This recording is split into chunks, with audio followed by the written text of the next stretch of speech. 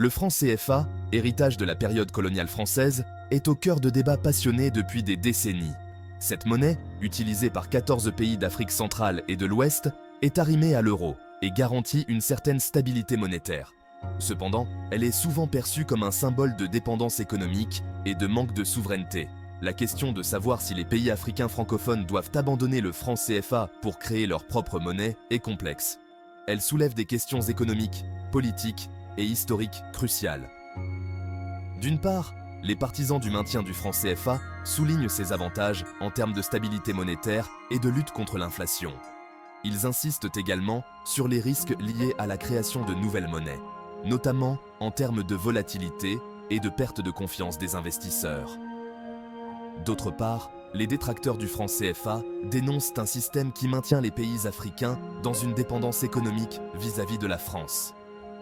Ils estiment que la création de monnaie nationale permettrait aux pays africains de mieux contrôler leur politique monétaire et de stimuler leur développement économique. Pour bien comprendre le débat autour du franc CFA, il est essentiel de se plonger dans son contexte historique et son évolution. Introduit en 1945, le franc CFA visait initialement à faciliter les échanges commerciaux au sein de l'empire colonial français.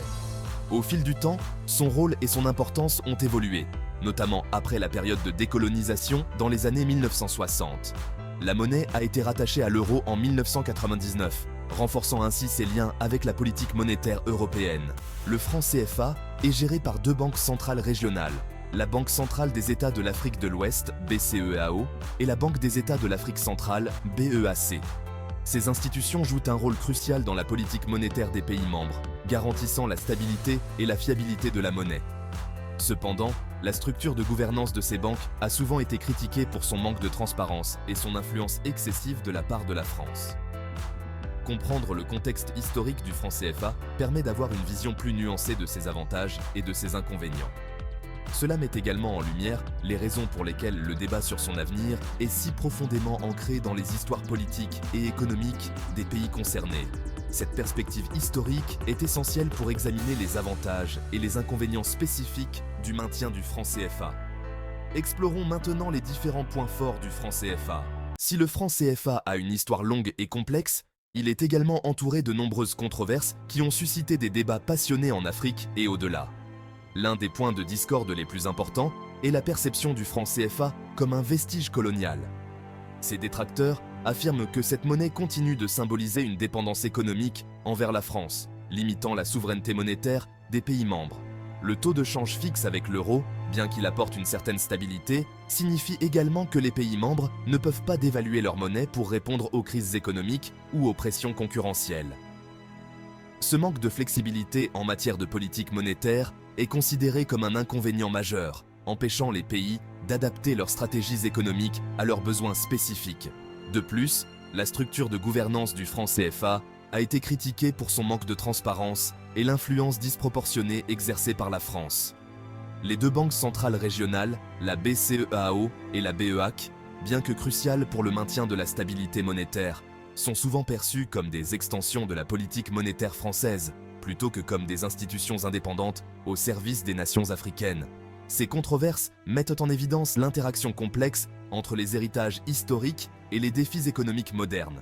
Comprendre ces enjeux est essentiel pour toute discussion sérieuse sur l'avenir du franc CFA et les voies possibles vers une plus grande autonomie économique pour les pays membres. Intéressons-nous maintenant aux points forts du franc CFA. Alors que les controverses autour du franc CFA suscitent des débats passionnés parmi les économistes et les décideurs, il est essentiel d'entendre également les voix de ceux qui sont directement touchés par cette monnaie dans leur vie quotidienne. Dans divers pays d'Afrique de l'Ouest et centrale, les opinions sur le franc CFA sont aussi diverses que les régions elles-mêmes. De nombreux chefs d'entreprise apprécient la stabilité que procure le taux de change fixe avec l'euro. Ils affirment que cette stabilité les aide à planifier l'avenir, en sachant que leur monnaie ne perdra pas soudainement de sa valeur. Pourtant, il y a aussi des agriculteurs et des petits commerçants qui ressentent les effets d'une monnaie qu'ils ne peuvent pas contrôler. Ils racontent comment le taux de change fixe rend leurs produits moins compétitifs sur le marché international, limitant leurs profits et leur potentiel de croissance. Les jeunes entrepreneurs, désireux d'innover et de se développer, trouvent souvent le système monétaire rigide, étouffant. Ils envisagent un avenir où une monnaie plus flexible pourrait mieux soutenir leurs ambitions, en s'adaptant au paysage économique dynamique d'une Afrique en pleine mutation. Dans les rues de Dakar, Abidjan et Yaoundé, les gens expriment un mélange d'espoir et de frustration. Ils espèrent une monnaie qui représente leur souveraineté économique, mais ils craignent les incertitudes liées au changement. Ces points de vue quotidiens apportent un contexte humain aux arguments techniques, nous rappelant que le débat sur le franc CFA ne concerne pas seulement l'économie, mais les gens, leurs aspirations et leur avenir. À l'avenir, il est essentiel de trouver un équilibre entre ces diverses perspectives et les considérations techniques. Ensuite, nous allons approfondir les atouts du franc CFA et les raisons pour lesquelles certains pensent qu'il reste un atout précieux pour la région. Cinquième partie, la naissance d'une monnaie, de la conception à la mise en circulation. La création d'une nouvelle monnaie nationale est un processus complexe et exigeant. Elle requiert une expertise technique de pointe et une coordination sans faille entre les différentes institutions impliquées. La première étape consiste à concevoir la nouvelle monnaie, en choisissant son nom, son design et ses éléments de sécurité. Le choix du nom de la monnaie est hautement symbolique et doit refléter l'identité et les aspirations du pays.